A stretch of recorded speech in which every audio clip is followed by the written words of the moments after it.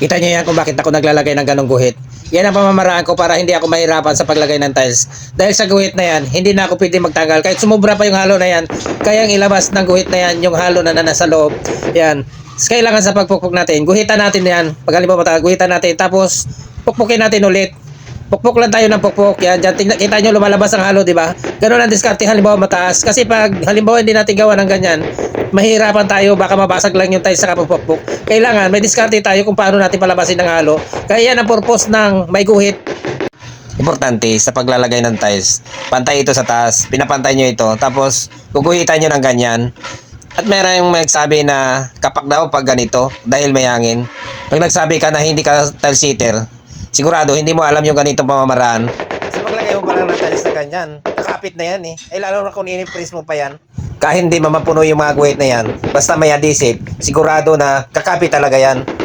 Pagdating sa pagkabit ng tiles, kanya-kanya tayong diskarte kung paano natin ito mapadali. Dahil dito, hindi ko paligsahan. Pinipit natin dito, magawa natin ng tama. Dahil sa pagkabit ng tiles, finishing ito, dito mo makikita kung talagang maganda ang pagkagawa. Kasi kung hindi maganda ang pagkagawa dito, talaga makikita kasi ito ang pinakahuling finishing na ikakabit dito sa flooring. Kaya kailangan talaga dito, yung gagawa talaga dito, yung mga eksperto na hindi kasi basta-basta yung trabaho na ito, talagang ito ang pinakamasilan. Dahil kaunting mali mo lang dito, pwedeng matanggal yung tiles mo, pwedeng ipatanggal. Ganoon lang yun, kailangan bawat galaw natin tama at hindi tayo magkakamali kasi napapahiya tayo sa nagpapagawa.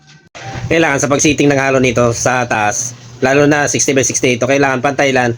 Kaya nilalagyan ng guhit yan para talaga pag dimpress mo, sisingaw lahat. Kumbaga, hindi man mawala yung guhit na yan, at least yung lapat ng tiles ay pantay-pantay. Yan ang importante para pag nagpukpok nito hindi tayo mahirapan kasi minsan pag mali yung sitting natin, pag pinakpok natin dito, aangat ang kabila. Ganun ang nangyayari pag sobrang halo. Kaya panay ang tanggal mo pag ganun ang mangyayari. Sabi ng iba, kapak na yung ganitong klase pagkakabit, yung ginuguhitan. Kaya try natin magbukas ng isa na kinabitan ko. Oh, nandyan yung guhit pero kita nyo naman, di ba, lapat na lapat yan. Importante yung guhit na yan. Kahit ganun yan, nandyan pa rin yan. Hindi na yan kakapak. Importante yung lapat niyan ay pantay. Ang importante dyan, balance yung kapit ng ng tiles. Yung lahat ng mga kantuhan niya may laman. Wala guys, nagawa ko isang araw, 28 piraso, 60 by 60. Pwede na yan kasi naglaot pa ako kanina umaga kaya siyempre takali na tayo nag-umpisa kaya ito lang nagawa natin. Siguro kung nagkabit lang tayo, bukas siguro yung tabi ko buo yun eh. Yung mga iba talaga na nagsabit talaga. Kaya dito may buo pa rin dito, isang diretso, hanggang doon. Yan yung mga buo pa yan, papasok doon. Siguro hindi pa rin siguro matapos to bukas. Yung mga zero pa rin maiwang maliliit. Siguro yan bukas na umaga.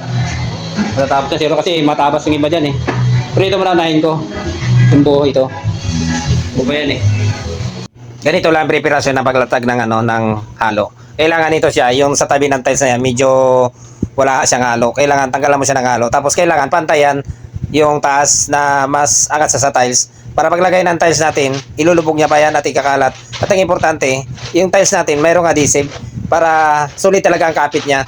Kahit na dumikit lang yan sa buhangin, talagang didikit talaga yan kasi adhesive yan eh. Hindi kaya ng tiles buhangin kasi karamihan doon naampaw kasi lumulutang minsan dyan sa tubig lalo na kung basa.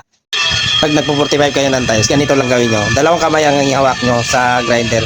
Tapos yung kaliwa mo, itukod mo doon sa tiles para hindi magkimpang-kimpang yung takbo ng ng grinder. Ganun lang yung ginawa ko para diretso talaga para yung kanto niya hindi masira. Ito yung kayo ng iba na magkabit ng tiles na minasa. Kasi pagdating sa mga ganitong zero, pag hindi nila alam yung mga ganito, sumasablay sa layout dito eh. Pagdating sa mabigat na yan, halimbawa, pag natuyo na yung halo na yan, bumababa yung yung tiles. Lalo na kung baguhan ka pa, sigurado, halimbawa ito, isang linya na ito, kinabit mo na bago, tapos pinantay mo sa dati. Sigurado, bago natapos yan, pag natuyo yan, baklas ka ulit yan. Kaya yan ang iniwasan ng iba.